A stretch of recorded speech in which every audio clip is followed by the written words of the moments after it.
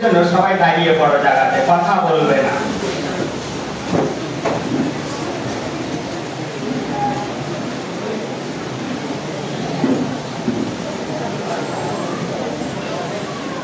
কারণ হচ্ছে রিল্যাক্সের জন্য।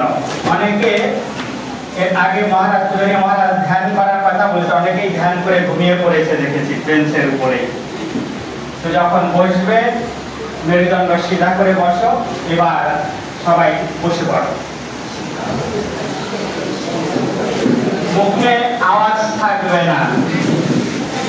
একটু গরম আছে সেজন্য কষ্ট হচ্ছে, তারপর এত জ্ঞানের কথা শুনলে শরীরটা আরো গরম হয়ে যাচ্ছে। কিন্তু আমাদের শাস্ত্রে ঘোষণা করেছে যে কথাটি, সেটা পরে আলোচনা করব, যে বিদ্যার্থীনা সুখম কোথা সুখার্থীনা বিদ্যাম কোথ।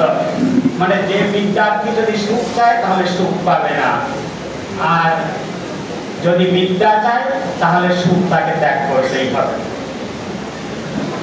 ওম নমঃ শ্রী যতিরাজায় বিবেকানন্দ সুরায়ে সচ্চিৎ সুখ স্বরূপায় স্বামিনে তাপহারিণে।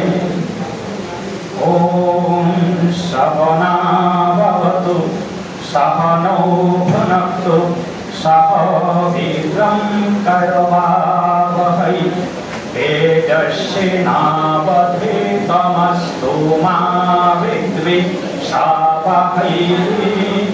ওম শান্তি শান্তি শান্তি। হরি ওম আপ্যায়ন্তু মহান্তানি বক্ত্রাণচক্ষুশ্রোত্রমথো বলমিন্দ্রিয়াণি চ সর্বাণি। সর্বং ব্রহ্মোপনিষদং মাহং ব্রহ্ম নিরাকুর্যাং।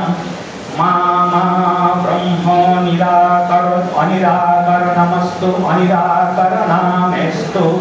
তদাত্মনি নিরতেয় উপনিষৎসু ধর্মস্তে ময়ি সন্তু ते मयि सन्तु। ओम शांति शांति शांति। हरि ओम। মা ঠাকুর স্বামীজিকে প্রণাম জানাই এবং আজ এই সভাতে পূজনীয় মহারাজ সুরনাথানন্দজি মহারাজকে প্রণাম জানাই। এখানে প্রধান শিক্ষক এবং অন্যান্য শিক্ষক শিক্ষিকা ছাত্র এবং ছাত্রী সকলকে জানাই শুভেচ্ছা ভালোবাসা এবং প্রণাম। আজ বিশেষ করে যে প্রোগ্রামটি, সেটি উদ্দেশ্য হচ্ছে ছাত্র ছাত্রীদের নিয়ে। কারণ আমাদের মূল বিষয়টি হচ্ছে মূল্যবোধের শিক্ষা। এই মূল্যবোধের শিক্ষার কেন প্রয়োজন, কেন আলোচনার প্রয়োজন পড়েছে। সর্বকালেই শিক্ষার দুটি দিক থাকে, একটি ভালো একটি মন্দ। তা মূল্যবোধের শিক্ষার আমাদের দরকার কি, যে শিক্ষার আসল মূল্য আমরা দিতে পারছি কি না। শিক্ষা যদি নেগেটিভ শিক্ষা হয় তাহলে সেটি নিজের ক্ষতি হবে, পরিবারের ক্ষতি হবে, সমাজের ক্ষতি হবে, দেশের ক্ষতি হবে। তাই আমাদের চাই পজিটিভ শিক্ষা, নেতিবাচক শিক্ষা না, ইতিবাচক শিক্ষা চাই। স্বামী যেখানে বলছেন যদি সত্যি সত্যি আমাদের উন্নতি চাই, তবে বর্তমান যুগে বিজ্ঞানের শিক্ষার সাথে সাথে আমাদের সুসংস্কারের শিক্ষা চাই। এই সুসংস্কারের শিক্ষা যদি না হয় তাহলে কি হবে? বর্তমান শিক্ষিত সমাজে দেখবে তোমরা, যদি চোখ খুলে দেখো, সাধারণ মানুষ যারা খারাপ কাজ করে, 2 টাকা 100 টাকা চুরি করে, পুলিশ তাদের শাস্তি দেয়। কিন্তু যারা কোটি কোটি টাকা চুরি করে তাদের কোনো শাস্তি হয় না, তারাই বেশিরভাগে উচ্চ শিক্ষিত বলা হয়। একটি ঘটনা বলি, ঘটনাটি হচ্ছে 2008 কি 9 ঘটনা। বম্বে 7 জন ডাক্তারের ঘটনা। তারা আজকাল আমরা উচ্চ শিক্ষিত বলি, যে যারা ডাক্তারি পাশ করে ডাক্তার হয়েছে, উচ্চ শিক্ষিত বলি। 7 জন ডাক্তার 700 লোকের কিডনি চুরি করেছিলেন এবং তাদের চেম্বার বিভিন্ন দেশে ছিল। তো এটি কি হলো? শিক্ষিত সমাজে এই শিক্ষার কারণ কি ছিল? শিক্ষার মূল্যবোধের অভাবের জন্য। যদি নীতিগত শিক্ষা হতো তাহলে এই মূল্যের অভাব হতো না। এই নীতিগত শিক্ষা, মূল্য শিক্ষার ঠিক ঠিক মূল্য আমরা কি করে দেব? স্বামীজির কথায় আমরা ফিরে যাই। স্বামীজি এখানে বলছেন, উৎকৃষ্টত জাগ্রত প্রাপ্য বনান নিবোধত। ওঠো, জাগো, যতক্ষণ লক্ষ্যে না পৌঁছাচ্ছ ততক্ষণ দুঃখে দাঁড়াবে না। স্বামীজির জীবনের ঘটনা, তিনি যখন বারাণসীতে ঘুরছিলেন, একবার বাদক তাকে তাড়া করেছিলেন। স্বামীজি দৌড়ে চলে যাচ্ছেন, কিন্তু হঠাৎ একজন বৃদ্ধ সাধু তাকে বলছে, তুমি রুখে দাঁড়াও জানোয়ারগুলির সামনে। স্বামী যখন রুখে দাঁড়ালেন, দেখলেন বানরগুলি ফিরে চলে গেলেন। তারপর স্বামীজি অনেক জায়গায় বলছেন, ফেস দ্য রুট, তোমার সম্মুখে যদি বাধা বিঘ্ন আসে তুমি রুখে দাঁড়াও। তো আমাদের সামনে অনেক নেতিবাচক জিনিস আসবে, কিন্তু নিজের জীবনকে দেখাতে হবে ইতিবাচক কিভাবে হয়। তার জন্য শান্তির কথা কি, আমাদের জীবনে এই মূল্যবোধের শিক্ষা আনতে গেলে কি করা উচিত? শান্তির কথায় বিশ্বাস, বিশ্বাস, বিশ্বাস, নিজের উপর বিশ্বাস। উন্নতি করার একমাত্র এই হচ্ছে উপায়, নিজের উপর বিশ্বাস। যে নিজের উপর বিশ্বাস করে সে উন্নতি করতেই পারবে। তুমি যদি 33 কোটি দেবতার উপরও বিশ্বাস করে এবং বাইরের দেশ থেকে আমদানি করা আরো অনেক দেবতা আছে তার উপরও যদি বিশ্বাস করো, যদি তুমি নিজের উপর বিশ্বাস না করো তবে উন্নতি করতে পারবে না। সেজন্য আমাদের নিজের উপর বিশ্বাস। স্বামীজির একটি প্রিয় উপনিষদ ছিল, সেই উপনিষদের নাম জানো তোমরা? সেই উপনিষদের নাম হচ্ছে কঠোপনিষদ, এবং তার ভিতরে একটি চরিত্র আছে 5 বছরের বালক, তার নাম হচ্ছে নচিকেতা। স্বামীজির প্রিয় উপনিষদের ভিতরে এই নচিকেতার কথাটি স্বামীজি চেয়েছিলেন যে তার হচ্ছিল কি, যে আমাদের ভারতবর্ষের আবাল বৃদ্ধ বনিতা সবাই যেন এই নচিকেতার ভিতরে যে আত্মবিশ্বাস ছিল, এই আত্মবিশ্বাসটি যেন আনতে পারে। আর এই কঠোপনিষদের বিশেষ করে মূল বক্তব্যটি নচিকেতাকে উদ্দেশ্য করে আমরা সকল ছাত্রছাত্রী বিশেষ করে তাদের ভিতরে যেন এই আত্মবিশ্বাস ফিরিয়ে আনতে পারে। নচিকেতার ভাবটি কি ছিল? তার পিতা একটি যজ্ঞ করছিল, আর সেই যজ্ঞটির নাম ছিল সামযজ্ঞ। যজ্ঞের অর্থ হচ্ছে কি, যে যজ্ঞ করে আমি যে ফল পাবো, কিন্তু সেই ফলের পরিবর্তে আমার যা কিছু প্রিয় থাকবে সেটি দান করতে হবে। কিন্তু তার পিতা কি করছিল? দান করছিল। কেমন? যজ্ঞ তৃণা দুগ্ধ দহা নিরিদ্রা অনন্দা নামতে লোকা, মানে যে গরুগুলি আর কখনো ঘাস খাবে না, আর কখনো দুধ দেবে না, তার চলার শক্তি চলে গেছে, কোনোদিন বাচ্চা দিতে পারবে না, সেই সব গাইগুলি দান করছিলেন। এইটি দেখে নচিকেতার মনে শ্রদ্ধার উদ্রেক হলো, এবং নচিকেতা পিতার কাছে গিয়ে বললেন, পিতা আমিও তো আপনার প্রিয়, আমাকে কাকে দান করেছ? পিতা প্রথমবার সরিয়ে দিলেন, দ্বিতীয়বার এসে বলছে, পিতা আমাকে কাকে দান করেছ? আমিও তো আপনার প্রিয়। ভাবলেন ছোট বাচ্চা, তাকে আবার সরিয়ে দিলেন। তৃতীয়বার যখন বলেছেন, তিনি রেগে গিয়ে বললেন, যা তোকে জমকে দিয়েছি। নচিকেতার মনে রোধ। তখন তিনি বলছেন, বহু নামেনি প্রথম বহু নামেনি মধ্যমা কিংচিদমস্য কর্তব্যম, অনেকের মধ্যে আমি প্রথম, অনেকের মধ্যে আমি মধ্যম, কিন্তু আমি কখনো অধম নই। তাহলে পিতা কেন জমকে দিয়েছে? আমি জমের বাড়িতে যাব। এরপরে অনেক ঘটনা আছে, সেগুলি তোমরা কঠোপনিষদ যদি পড়ো এবং নচিকেতার ঘটনা পড়ো, তখন তোমরা পড়ে নিয়ে বুঝতে পারবে। সেখানে এখানে কথা হচ্ছে যে বহু নামেনি প্রথম, অনেকের ভিতর আমি প্রথম, অনেকের ভিতর আমি মধ্যম, কিন্তু কখনো অধম নাই। এই আত্মবিশ্বাস, এই আত্মবিশ্বাসে বলিয়ান হয়ে একটি শিশু, যেমন নরেন্দ্রনাথ, সে দিল্লি থেকে গিয়ে বিশ্ব বিবেকানন্দ হয়েছিল, সেই সম্ভাবনা যেটি স্বামীজি বলছেন, ম্যান ইজ পোটেনশিয়াল ডিভাইন। প্রত্যেকটি মানুষের ভিতর সেই দৈবী শক্তি রয়েছে। শিক্ষার কথা বলতে গিয়ে যেটি স্বামীজি বলছেন, education is manifestation perfection already man. মানুষের ভিতরে প্রথম থেকে যে দৈবী শক্তি রয়েছে, সেই দৈবী শক্তির বিকাশই একমাত্র শিক্ষা। কেমন? যেমন নিউটন গুরুত্বাকর্ষণ শক্তির আবিষ্কার করেছে, কিন্তু গুরুত্বাকর্ষণ শক্তি কি নিউটনের জন্য কোথাও কি অপেক্ষা করেছিল? না, তার আগেও ছিল, সে যখন আবিষ্কার করলেন তখনও ছিল, তার পরেও আছে, কিন্তু তার মনে সেটি আবিষ্কার কি করে? একটি আপেল যখন গাছ থেকে পড়ছে, আপেলটি কেন নিচের দিকে যাচ্ছে? উপরেও ফাঁকা আছে, নিচেও ফাঁকা আছে, কিন্তু কেন উপরে না গিয়ে নিচের দিকে এসেছে? তাই প্রত্যেকটি শিশুর ভিতরে, প্রত্যেকটি মানবের ভিতরে সেই অনন্ত শক্তি রয়েছে, সেই দৈবিক শক্তি রয়েছে, তার প্রকাশ করাই হচ্ছে আসল শক্তি। বর্তমান যুগেও তোমরা দেখবে যার নাম আছে ড্রোন প্রতাপ করে আরডিতে চান্স পেয়েছে মাত্র 18 বছর বয়সে, এখানে 4-5 বছর আগের কথা। সে মায়ের যেটাকে মঙ্গলসূত্র বলে সেটি বিক্রি করে দিয়ে গিয়েছে জাপানে, সেখানে কম্পিটিশনে ফার্স্ট হয়েছে। 87টা দেশ থেকে তাকে অফার করেছে, কিন্তু সে কি করেছে বলে না, আমার আদর্শ ভারতের রাষ্ট্রপতি যখন আব্দুল কালাম বলছে, আব্দুল কালাম আমার আদর্শ, আমি আমার ভারতবর্ষকে সেবা করব। যখন আমফান হয়েছিল এবং এটা বাঢ় তুফান অনেক হয়েছে, এই ড্রোন প্রতাপ অনেক ড্রোন তৈরি হয়েছে যার দ্বারা সেবা কার্য করেছিলেন। এই যে তার ভিতর আত্মবিশ্বাস এবং মনের সংকল্প, যেখানে স্বামীজি বলছেন আমি মানুষ তাই মানুষ, সেই মানুষ কেমন? মানুষের কথা বলতে গিয়ে তিনি বলছেন আমি এমন মানুষ চাই যার ভিতরে কি থাকবে? যার স্নেহগুলি থাকবে লোকের নাই দৃঢ় এবং স্নেহ ইস্পাত নির্মিত, আর তার মধ্যে থাকবে একটি দৃঢ় মন, বজ্রের গঠিত। এবং বজ্রের গঠিত মনটি কেন? তুমি মনে ভেবে নিয়েছো যে এটি আমি করব, সেটি যতক্ষণ পূর্ণ না হবে তুমি করবেই সেটি। এই জন্য মনটি দৃঢ় চাই, তাহলে এগিয়ে যেতে পারবে। এর আগে পূজনীয় মহারাজ যেটি মনের একাগ্রতার কথা বলেছেন, এটি হচ্ছে মনের সেই একাগ্রতা, যেটি তুমি লক্ষ্য করবে সেটি করবে। জগতের সবাই যদি বাধা দেয় তবু সেখান থেকে ফিরবে না। স্বামীজির জীবনে এমন অনেক ঘটনা আছে, দেখবে ছোটবেলার ধ্যান খেলার ঘটনা আছে, যেখানে ধ্যান খেলছেন তার বন্ধুরা সব পালিয়ে গেছে, কি দেখে? একটি সাপ এসেছে, কিন্তু বিয়ে সেখানে ধ্যানই করে যাচ্ছেন। তার ধ্যান শেষ হয়েছে, সাপটি চলে গিয়েছেন।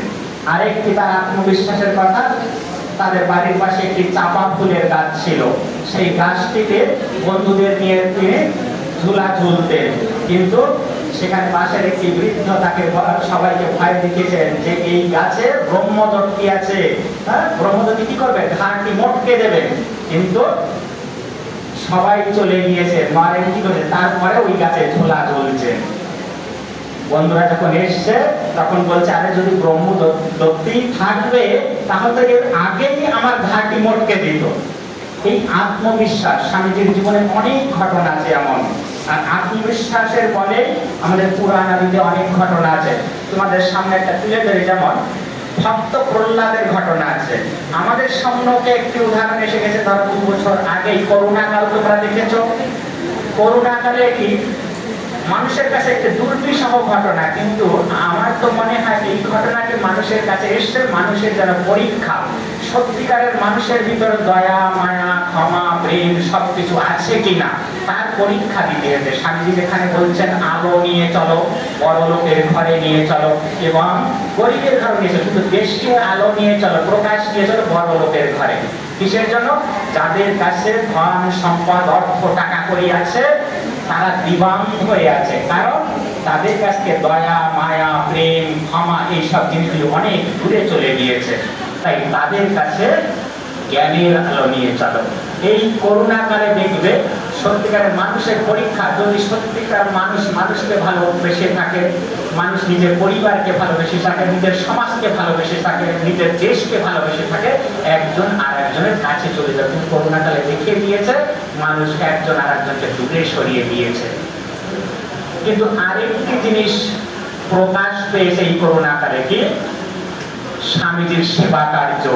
স্বামীজি যেখানে বলেছেন অপূর্বের সম্মুখে তোমার ছাড়ি কথা কুটিত ঈশ্বর, যিনি প্রেম করেন এইজন সেইজন সেবিত ঈশ্বর। মানুষের তো একটা সেবা ভাব জেগেছিল। মানুষের কাছে যায়নি, কিন্তু যার যা সম্পত্তি আছে সেগুলি মানুষের সহায়তার জন্য অনেকেই হাত বাড়িয়ে দিয়েছেন, যার যতটুকু সামর্থ্য আছে। এটি যেন সর্বত্র স্বামীজির যে সেবা ভাব, সেই ভাবটি ছড়িয়ে পড়েছে। কিন্তু বিশেষ করে আমাদের এই শিক্ষা জগতে যে শিক্ষার মূল্যবোধের অভাব আমাদের ভিতর কেন এসেছে? কারণ আমরা বেশিরভাগে যান্ত্রিক শিক্ষার অবলম্বন করেছে। স্বামীজি সেই সময় শিষ্যর কাছে বলেছেন, তোরা কি করছিস, তোরা আর জাপানিদের দেখে যা, তোরা শিক্ষিত হয়ে মাত্র 10 টাকা কিরানিগিরি করার জন্যই ছুটে বেড়াচ্ছিস। এরা কিভাবে মালিক হয়, নিজে কিভাবে কার্য করে দাঁড়িয়ে নিজের পায়ে দাঁড়িয়ে যায়। আমরা বেশিরভাগই আমাদের দেশটি প্রথম 700 বছর পরাধীনের শিকারে ছিল, তারপরে ইংরেজের কবলে 200 বছর আমরা দাস প্রথায় হয়ে গিয়েছি। তাই তো দেখবে স্বামীজি যেখানে একটি প্রার্থনা শিখিয়েছেন, নাম আমরা দিয়েছি স্বদেশ মন্ত্র। সেখানে প্রথমে দেখবে সেখানে বলছে, হে ভারত, যে প্রথম কেউ বলতে পারো এই মন্ত্রটি, স্বদেশ মন্ত্র? আচ্ছা, কেন মুখস্থ বলতে পারো? বলো দেখি। হে ভারত, ভুলিও না নিজ জাতি, মূর্খ, দরিদ্র, অজ্ঞ, মুচি, মেথর, তোমার রক্ত তোমার ভাই। হে বীর, সাহস অবলম্বন করো, সদর্পে বলো আমি ভারতবাসী, ভারতবাসী আমার ভাই। বলো মূর্খ ভারতবাসী, দরিদ্র ভারতবাসী, ব্রাহ্মণ ভারতবাসী, চণ্ডাল ভারতবাসী আমার ভাই। হ্যাঁ, বসো। প্রথমেই বলছে এই পরানুবাদ পরানুকরণ, এই পরামুখাপেক্ষা, এই দাসসুলভ দুর্বলতা, এই স্বদেশ মন্ত্রের প্রথমেই পরানুবাদ পরানুকরণ। আমাদের শক্তি কোথায়? যে যেন স্বামীজি আমাদের যা সম্পদ আছে সেটি প্রথম বাক্যে তুলে ধরেছে। আমাদের ভারতবাসীদের কি সম্পদ আছে? পরানুবাদ পরানুকরণ, পরামুখাপেক্ষা, এই দাসসুলভ দুর্বলতা, আমাদের কিন্তু দুর্বলতা ঢুকে পড়েছে। কি পরানুবাদ? ওই বাইরের দেশ থেকে কি অনুবাদ করবে আমরা সেটিকে নিয়ে উঁচে তুলে ধরবো। পরানুকরণ তারা কিভাবে করতে? শিষ্যকে স্বামীজি বলছিলেন, তুই টাই পরেছিস আর কোট পরেছিস, জুতো পরেছিস, মানে টাই পরেননি সেই দিন। বলছে তুই ভাবছিস ওদের নকল করে ইংরেজ হয়ে যাবি? কোনোদিন হতে পারবে না। এই পরানুবাদ পরানুকরণ এগুলি ছেড়ে দিতে হবে। আমাদের দাসসুলভ দুর্বলতা। দাসসুলভ কেমন? দাস কেমন? একটা কুকুর যদি পালে মালিক, কুকুর দেখবে মালিক যদি মারেও তবু মালিককে কাটবে না কুকুর। দাসসুলভ দুর্বলতা আমাদের ভিতরে, সেই দুর্বলতাকে দূর করতে হবে। আর এর উন্নতি হবে কি করে? তারপরে বলছে, হে ভারত, ভুলিও না তোমার নারী জাতির আদর্শ, সীতা, সাবিত্রী, দময়ন্তী। ভারতের উন্নতি সেই পথেই হবে, তোমরা প্রত্যেকটি নারী জাতিকে সম্মান করতে শেখো। কিরকম সম্মান? দেখবে আমাদের এই মূল্যবোধের অভাবে যেগুলি সমাজে বিশৃঙ্খলায়, তার থেকে ওঠার জন্য মহাভারতের একটা উদাহরণ দেয়। তোমরা জানবে মহাভারতে অর্জুন তার অজ্ঞাতবাসের সময় যখন অর্জুন বিহান্নলা সেজে বিরাট রাজের রাজপ্রাসাদে ছিল, সেখানে অর্জুন বিরাট রাজের কন্যাকে শিক্ষা দিতেন, সঙ্গীত শিক্ষা। কিন্তু যখন তাদের পরিচয় পেয়েছেন, তারপরে বিরাট রাজ ভাবছেন তার কন্যা অর্জুনকে তিনি দান করবেন, কিন্তু অর্জুন বলছেন না, উত্তরা তার শিষ্যা হয়, তাই গুরু কখনো শিষ্যার পানি গ্রহণ করবে না। হ্যাঁ, আপনার কথা আমি রাখতে পারি, আমার এক পুত্র আছে তার নাম অভিমন্যু, আমি তাকে পুত্রবধূ করে নিতে পারি। এই হচ্ছে শিক্ষার মূল্য। শিক্ষার মূল্য হচ্ছে শিক্ষার আদর্শকে টেনে যেন আমরা নিচে না নামাই, আমাদের জীবনে যেন সেটি করে করতে হবে। শিক্ষা কেন? দেখবে যারা শিক্ষিত নয় তারা অনেক ভুল করে থাকে, কিন্তু যদি শিক্ষিত ব্যক্তি ভুল করে দেখবে সবাই তার উপর থুতু ফেলবে, যে শিক্ষিত ব্যক্তি হয়ে এইরকম ভুল কি করে করলো। সেজন্য এই মূল্যবোধের শিক্ষা আমাদের জীবনে বারবার চর্চা দরকার, যে আমরা যেন মূল্যবোধ থেকে, শিক্ষার মূল্যবোধ থেকে হারিয়ে না যায়। যদি হারিয়ে যায় তবে কেমন হবে? যে ডাক্তারদের উদাহরণ দিলাম, একটা তোমরা দেখবে রেলগাড়ি, তার একটা ইঞ্জিন অনেকগুলো মাল বগি টেনে নিয়ে যায়, কিন্তু শিক্ষিত হয়ে যদি তুমি শুধু অর্থ ইনকামের যন্ত্র হও, অনেক টাকা ইনকাম করতে পারবে, কিন্তু তোমার ভিতর থেকে দয়া, মায়া, ক্ষমা, ভালোবাসা সেগুলি দূরে চলে যাবে। আর গীতাতে দেখবে, যদি তোমরা গীতা পড়ো, হিন্দুদের একটি শাস্ত্র, সেই গীতার 16 অধ্যায়ে সকল মানুষকে 2 ভাগে ভাগ করেছেন। এক প্রকারের মানুষ দৈবিক সত্তা নিয়ে জন্মগ্রহণ করেন, আর এক প্রকারের মানুষ আসরিক সত্তা নিয়ে জন্মগ্রহণ করে। 16 অধ্যায়ের প্রথম 3টি শ্লোকে 26টি গুণের কথা বলেছেন। এই দৈবিক সম্পদ আছে কিছু গুণ, সেই গুণগুলি হচ্ছে কি? প্রথম গুণটি হচ্ছে অভয়ম সত্য সংশুদ্ধি, এমনি করে 26টি গুণের কথা সেখানে আছে, যে গুণগুলি দৈবী সম্পদ। প্রত্যেকটি ছাত্রের ভিতরে সেই দৈবী সম্পদটি যদি আমরা আসে, তাহলে ঠিক ঠিক শিক্ষার মূল্যবোধটি আমাদের কাছে উঠে যাবে। আবার এই শিক্ষার মূল্যবোধ ওঠার জন্য দুটো দিক থেকে ওঠে। কেমন? মহাভারতের আরেকটি উদাহরণ আছে, যেটি হচ্ছে জ্ঞান অর্জন দু রকমের হতে পারে, একটি হচ্ছে নেতিবাচক, একটি হচ্ছে ইতিবাচক। তো যে চরিত্রটি আগে বলি নেতিবাচক, সেটি তোমরা সবাই জানবে। শকুনির নাম শুনেছ যারা দেখেছো মহাভারত, মানে তার ভিতরে শুধু কুটিলতায় ভরা, কিন্তু তার ভিতরে জ্ঞান ছিল। তিনি তার ভাগ্নে দুর্যোধনকে বলছেন, দেখো আমার কাছে এমন সব অস্ত্র আছে, ওই পাণ্ডবদের কাছে সেই অস্ত্র নাই। কোন অস্ত্রটি? ওদের কাছে ছল কপটতা এইসব নাই, সেটি আমার কাছে আছে। তা আমাদের ইতিবাচক কোনগুলো? এই নেতিবাচক হলে নিজের ক্ষতি হবে, সমাজের ক্ষতি হবে, পরিবারের ক্ষতি হবে, দেশের ক্ষতি হবে। আর ইতিবাচক, তার যেমন পিতামহ ভীষ্মের জ্ঞান ছিল, বিদুরের জ্ঞান ছিল, এবং অন্যদিকে ভগবান শ্রীকৃষ্ণ তিনি দেখিয়েছেন কোন জ্ঞানগুলি আমাদের জীবনে নেওয়া উচিত। বর্তমান যুগে আমরা দেখব মা ঠাকুর স্বামীজির জীবনী, স্বামীজি, মা, এদের নিজের জীবন দিয়ে দেখিয়েছেন ইতিবাচক কেমন ভাবে আমাদের জীবনে আমরা প্রয়োগ করতে পারি। সময় কম আছে, সেজন্য আমি সংক্ষেপে সমাপ্ত করব মায়ের একটি দুটি কথা বলে। আর এই শিক্ষা কেমন ভাবে আমরা নিজেদের মূল্য দিতে পারি সেটি আমরা চেষ্টা করব। তো মায়ের কথা কি আছে? মায়ের বাড়িতে তার সম্পত্তিকে ভাগ হবে মায়ের ভাইদের সাথে। শিক্ষার সাথে সাথে আমরা যদি সম্পদের দিকে মন না চাই, মায়ের একটি কথা, সেই ভাগের সময় স্বামী শারদানন্দ শ্রীরামকৃষ্ণের আর একজন সন্তান, তিনি ভাগের সময় বলছেন মামাদের একটি ভাগ হবে আর মায়ের একটি ভাগ। মা বলছে না, দেখো ইঁদুরে গর্ত করে আর সেই গর্তে সাপ থাকে, ইঁদুরে গর্ত করে আর সেই গর্তে সাপ থাকে, আমার কোনো ধন সম্পদের দরকার নাই, আমি এ ভাইয়ের ঘরে কিছুদিন থাকবো, ওই ভাইয়ের ঘরে কিছুদিন থাকবো, আমার কিছু দরকার নেই। দেখো সব কিছু মা চাইলে পেতেন, কিন্তু এই জিনিসগুলি তার দরকার ছিল না। আমরা যে শিক্ষার আসল মূল্যবোধ যদি আমাদের জীবনে আসে, তো দেখবে কথামৃতর কথা যে তোমরা শোনো, বিদ্যাসাগরের কাছে শ্রীরামকৃষ্ণ দেখা করতে গেছিলেন, সেখানে বিদ্যাসাগর টেবিলে অনেক জিনিস ছিল, তো সেখানে বলছে অনেক কিছু লেখা ছিল। বিদ্যাসাগরের কাছে অনেকে অনেক রকম লিখে পাঠিয়েছেন, আমার ছেলের পড়া হচ্ছে না, আমার ছেলের অসুখ, আমার ধন সম্পত্তি নাই, আমার চাকরি চাই, এমনি করে। কিন্তু শ্রীরামকৃষ্ণ তার কাছে গিয়েছিলেন, বলছে দেখো তোমার কাছে কেন আমরা এসেছি, তোমার তো দুটি শিং ওঠেনি, তোমার ভিতর দয়া আছে, মায়া আছে, ক্ষমা আছে, এইগুলি আছে, তাই তো তোমার কাছে এসেছি। আসলে মানুষ বড় হয় সেখানে যাদের ভিতরে এই গুণগুলি থাকে। শিক্ষার মূল্যবোধ যদি থাকে, তাহলে মানুষের জীবনে এই গুণগুলি থাকলে তোমার মন্দিরে যেতে হবে না, গির্জায় যেতে হবে না, মসজিদে যেতে হবে না, ওই মন্দিরের ভগবান তোমার হৃদয়েই রয়েছে। স্বামীজি যেখানে বলছেন আমাদের শাস্ত্রে সাম্যবাদ আছে, শুধু আমাদের ব্যবহারে বৈষম্যবাদ। উপনিষদে ঈশোপনিষদের প্রথম শ্লোকে আছে ঈশাবাস্যামিদং সর্বং কিঞ্চ জগৎ জগত, মানে সব কিছুতে সেই ঈশ্বরই আছে, আর কিছুই নাই।